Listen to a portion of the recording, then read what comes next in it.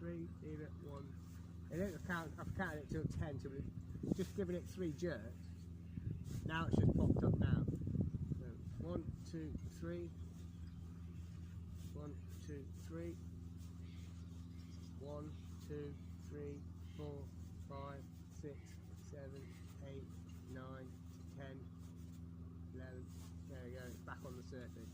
So 2, 3, count 1, 2, 3, 1, 2, 3, count 1, 2, 3.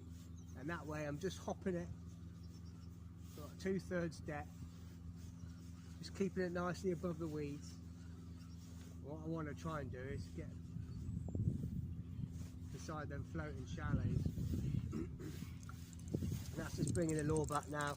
I'm just skimming that nicely above the weeds.